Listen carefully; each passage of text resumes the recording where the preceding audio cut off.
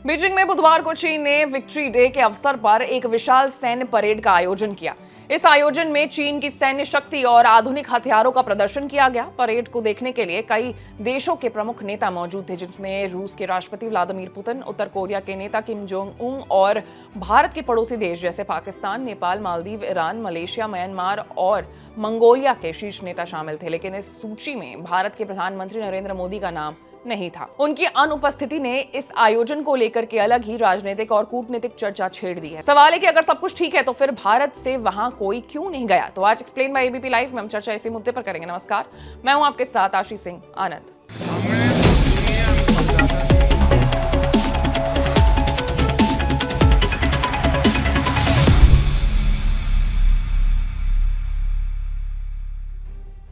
अब यहां ध्यान देने वाली बात यह है कि परेड से 2 दिन पहले ही 1 सितंबर को प्रधानमंत्री नरेंद्र मोदी शंघाई सहयोग संगठन यानी एससीओ की बैठक में भाग लेने के लिए चीन में मौजूद थे। ऐसे में यह सवाल उठना स्वाभाविक था कि जब वो चीन में थे तो आखिर उन्होंने सैन्य परेड में हिस्सा क्यों नहीं लिया। कई अंतर्राष्ट्रीय विशेषज्ञों के अनुसार मोदी का ये निर्णय एक सोची समझी कूटनीतिक रणनीति का हिस्सा है।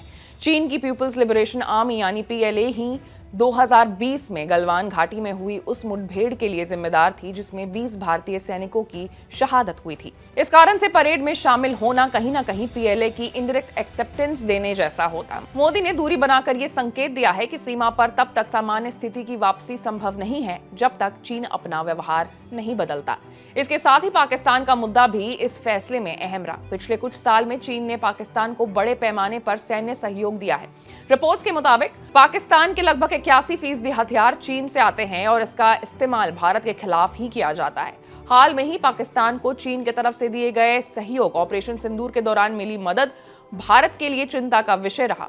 पीएम मोदी का परेड से अनुपस्थित रहना चीन को ये संदेश देने की कोशिश भी था कि यदि बीजिंग इस्लामाबाद को खुला समर्थन देता रहेगा तो भारत चीन संबंध सामान्य नहीं हो सकते हैं।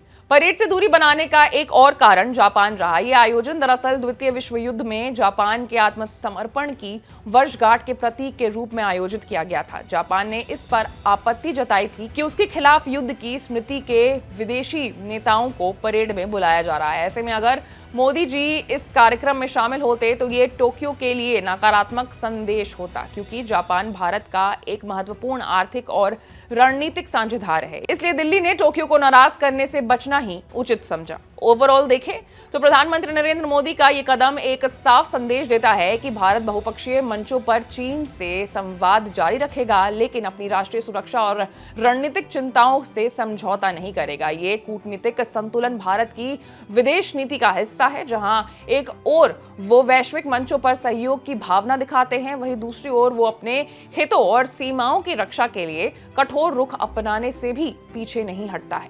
इस पूरे मामले पर आपकी क्या राय है, आप कमेंट्स में जरूर बताइएगा। और ऐसे तमाम बड़े खबरों से अपडेट रहने के लिए आपको हमारे चैनल को लाइक, सब्सक्राइब और शेयर करना होगा। मैं थी आपके साथ आशीष सिंह आनंद।